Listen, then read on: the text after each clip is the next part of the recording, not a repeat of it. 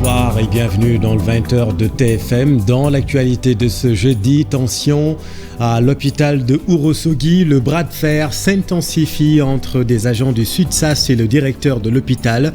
Le rassemblement du personnel a été empêché ce matin par la gendarmerie. On vous explique tout dans cette édition.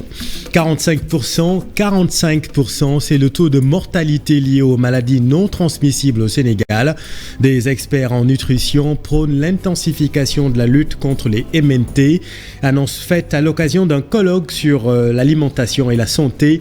Les détails dans ce journal. À suivre également notre rubrique Les bonnes feuilles de la rédaction. Zoom sur le roman Rouge Silence de Fatima Diallo, un plaidoyer contre la violence sociétale.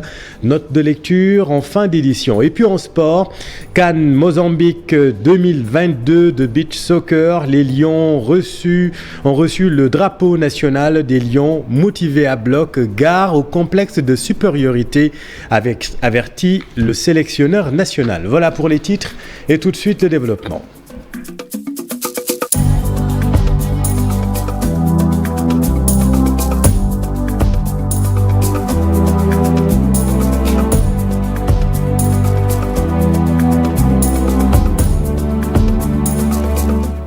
Bras de fer entre des agents de santé du SUTSAS et le directeur de l'hôpital de Ourossogui. La crise qui dure depuis plusieurs mois s'intensifie.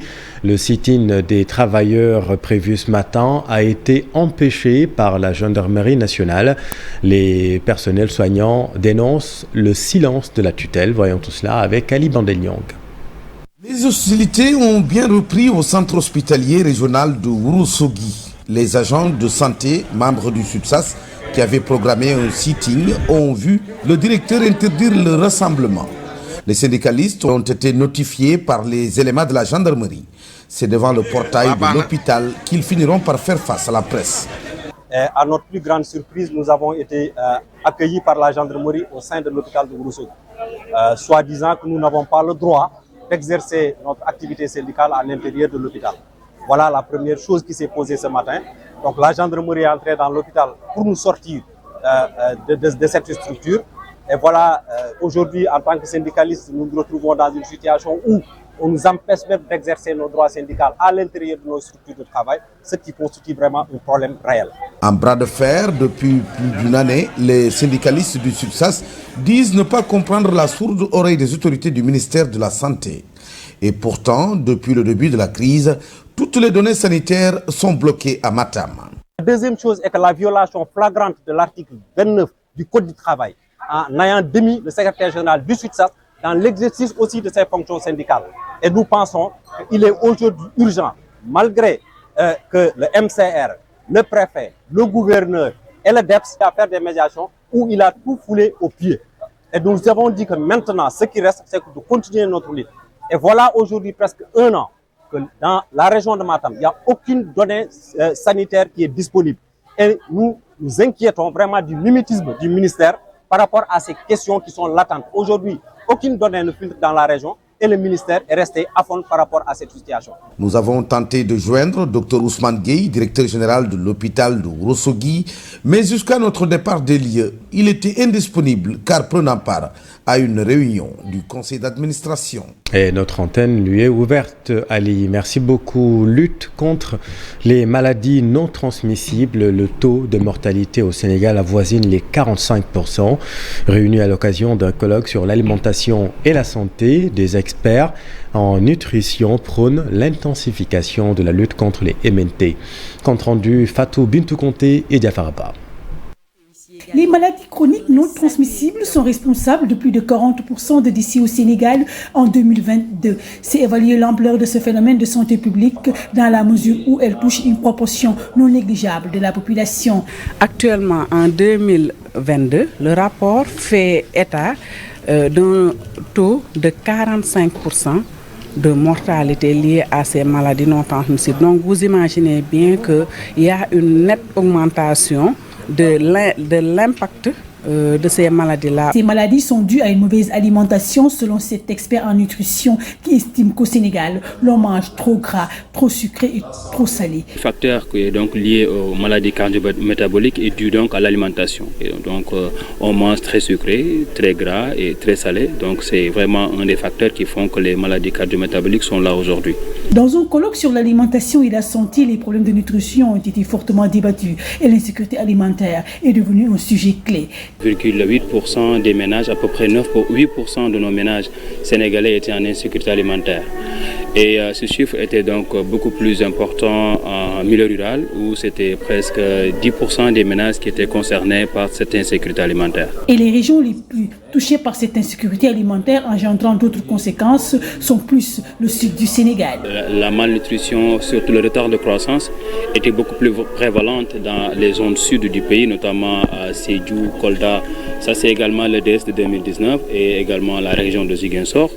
Donc les pratiques d'alimentation ont été donc les premiers facteurs qui ont été incriminés. De l'initiative par la firme internationale Nestlé de sensibiliser les populations sur les bienfaits d'une bonne nutrition.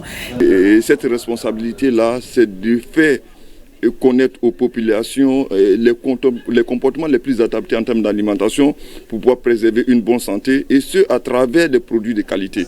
Un régime alimentaire malsain, facteur de beaucoup de décès, d'où l'urgence de changer de régime alimentaire pour une meilleure santé.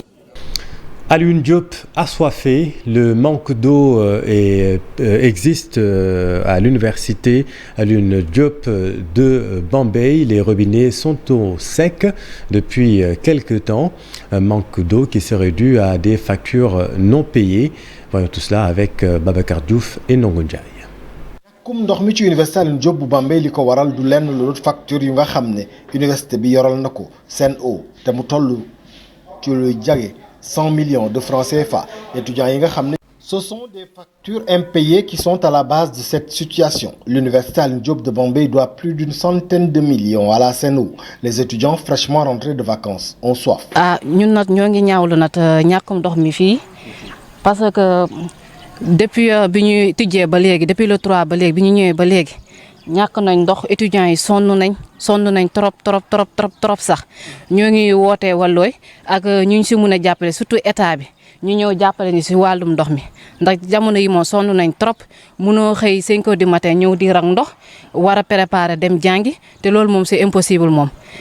nu ñu mën a jàppalee si ndox mi ñu jàppalee ñu si parce que sonn nañ trop te am na étudiants yoo xamante ne mënuñoo fexe ba ñëw te ñoo ngi rata ay cours en plus lu waral loolu ñàkkum ndox moo tax ñëwuñu en plus ñàkkum ndox mi en plus tamit war a nekk di rata ay cours tamit xam nga loolu tamit du dëgg du yoon. Pour s'alimenter, ils font recours à des revendeurs qui cèdent le bidon de 20 litres à 200 francs. Nous achetons des bidons et chaque bidon de 20 litres ici, ces vendeurs nous vend ça à 200 francs, ce qui est vraiment déplorable. Aujourd'hui à Alioune Diop, l'eau ne coule pas. Tous les examens ont été reportés, sine die. Dans cette université, les étudiants n'ont personne pour élever la voix. Toutes les associations estudiantines ont été dissoutes lors de leur grève de l'année dernière. Oui, Babacar, une situation difficile pour les pensionnaires et pourtant le directeur du Crous nie devoir de l'argent à la Sen'Eau. Il annonce d'ailleurs la construction de 6 nouveaux forages. Le voici avec notre équipe à Bambey.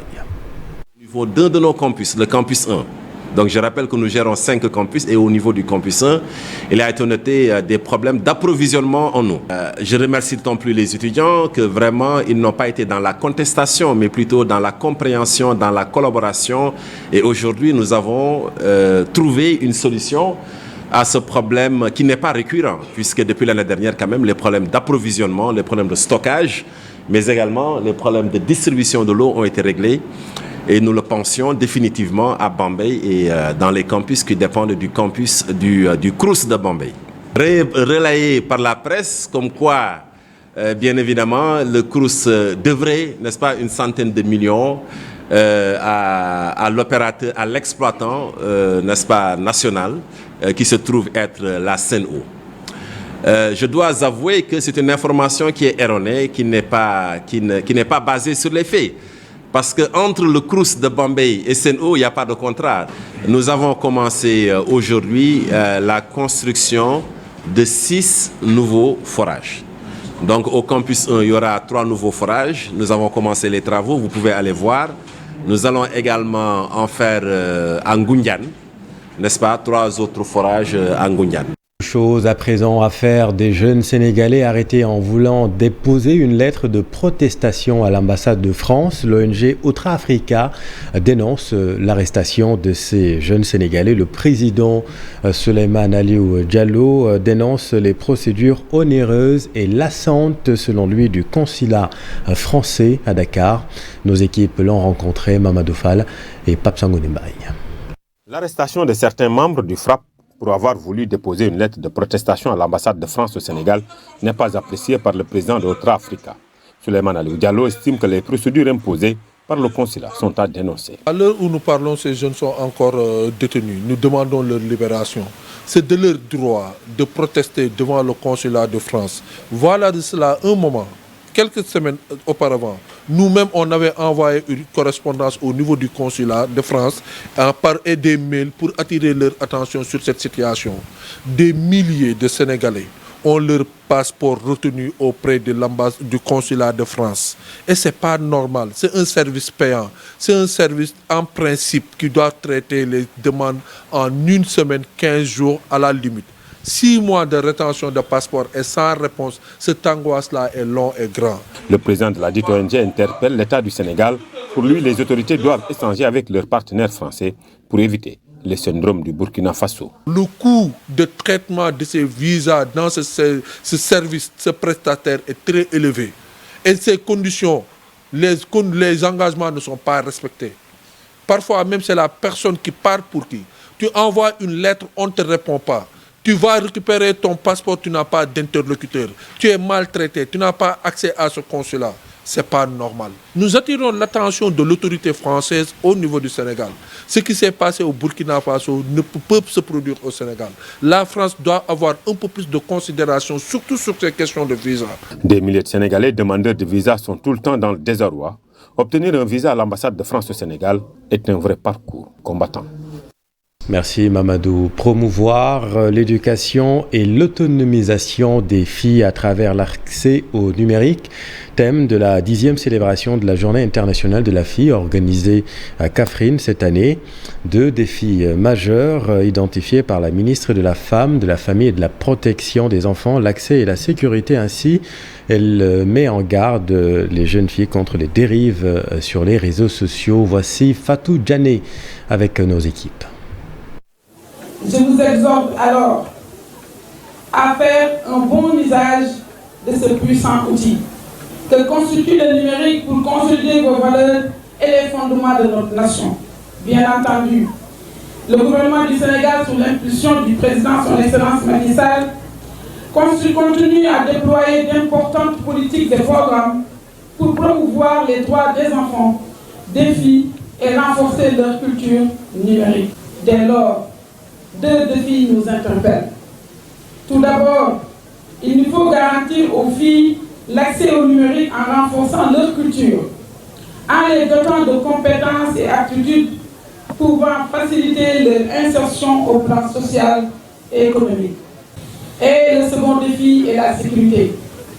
En effet, la désinformation, l'usage des données personnelles sans consentement, l'utilisation abusive des réseaux sociaux à des fins de harcèlement, de menaces et de dénigrement constituent pour les filles comme pour les garçons, comme pour toute la population, des fléaux auxquels nous devons mettre fin.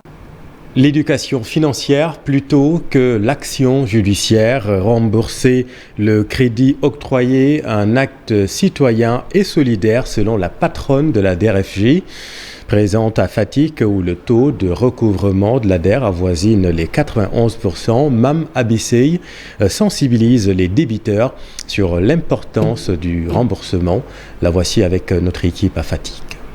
Le Recouvrement, à savoir payer les dettes, payer son crédit, c'est quelque chose aujourd'hui qui va permettre à l'ADER d'être une structure pérenne et de pouvoir aussi penser aux autres. Parce que quand on bloque par du recouvrement, l'ADER aura du mal à financer davantage. Quand même, il faut souligner que la région de Fatick fait partie néanmoins des meilleurs payeurs du Sénégal, on peut dire, puisque notamment pour le nanocrédit, on a un taux de recouvrement qui avoisine 91%, quand on est à un niveau national qui est à 89%. L'ADER, avant de parler d'action judiciaire, il y a d'abord l'éducation financière, parce qu'avant même d'octroyer certains crédits importants, il y a une formation qui est faite en termes d'éducation financière. Il y a également un volet sensibilisation qui est très important à l'ADER. C'est de la sensibilisation qui permet aussi de pouvoir récupérer une certaine partie. L'action judiciaire, c'est l'ultime recours pour l'ADER, parce que n'oublions pas que l'ADER, c'est une institution publique, donc avec une inclusion financière et sociale très importante, mais nous espérons ne pas en arriver là. Dans l'actualité également, ils sont 140 fonctionnaires de la police à se rendre à Bangui en Centrafrique. Une mission, c'est la mission du maintien de la paix, la protection des droits humains. Ces éléments formés à Thiès ont reçu le drapeau de la MINUSCA du 8e contingent. Compte rendu, Cheranta Diop et la tire.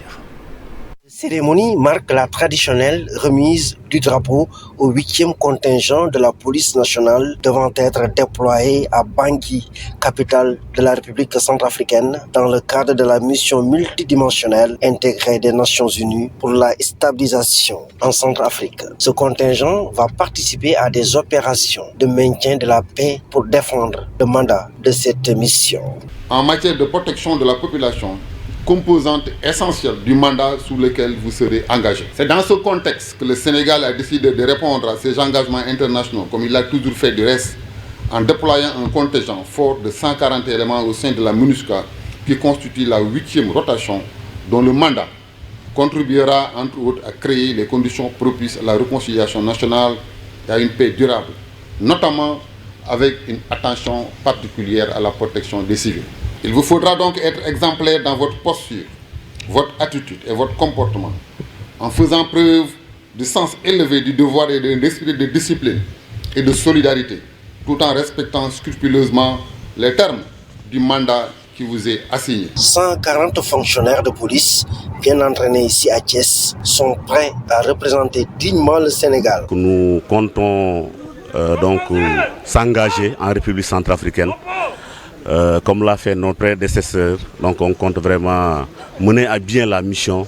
Notre mission s'agira en fait de protéger les civils et les installations des Nations Unies, en tout cas à défendre également les droits humains, les droits des enfants. Ces éléments du GMI ont reçu durant 4 mois une formation tactique et opérationnelle requise pour garantir le succès de la mission. Un défilé des troupes a mis fin à la cérémonie. Merci Cheranta, et on en vient à notre rubrique Les bonnes feuilles de la rédaction. Zoom ce soir sur le roman Rouge Silence de Fatima Diallo.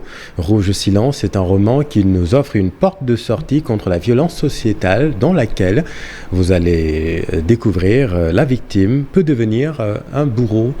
Note de lecture signée Ibou Diouf. Sans moteur qui ronronne en elle. Rouge Silence, un titre symbolique pour l'auteur Fatimata Diallo. Le lecteur y verra ce qu'il voudra y voir. Rouge Silence peut être aussi de la violence et même de la révolution. Les silences, ça peut être des silences positifs comme ceux de la méditation, mais ça peut être également des silences néfastes comme ceux qui sont engendrés par la volonté de taire ses souffrances. Dans ce roman, l'auteur relate l'histoire de Yandé, la quarantaine passée, mais qui a du mal à enfiler ses habits d'adulte. Ce personnage principal a besoin d'une véritable initiation pour s'adapter. Alors, ce personnage est emblématique de beaucoup de femmes qui vivent à l'étranger et qui ont laissé des valises, en fait, là d'où ils sont partis. Ils arrivent à l'étranger, elles n'arrivent pas à s'épanouir complètement. Elles ont laissé beaucoup de choses derrière elles, ce qui fait que la femme exilée, la femme immigrée, est une femme qui a une grande épaisseur. Rouge Silence présente un caractère sensationnel d'une trame narrative. Alors, la problématique, ce sont des parcours de femmes et d'un homme qui est le mari de Yandé. Cet homme est un homme violent, mais on se rend compte que c'est un homme qui souffre. C'est un homme qui souffre parce qu'il a gardé énormément de choses en lui qui viennent de l'enfance et qu'il n'a jamais pu dire. De Paris à Dakar, puis de Dakar à Paris, Yandé poursuit sa quête d'elle-même et des autres. Moi, je vis par l'écriture, je vis par la littérature. C'est ce qui me fait vivre, c'est ce qui me fait vibrer, c'est ce qui me fait respirer. Un jour sans lire, c'est pas possible. Un jour même sans écrire, ne serait-ce que quelques lignes, ce n'est pas possible. Rouge Silence de Fatimata Diallo, du tumulte, des blessures, les silences, fissures, des secrets de famille.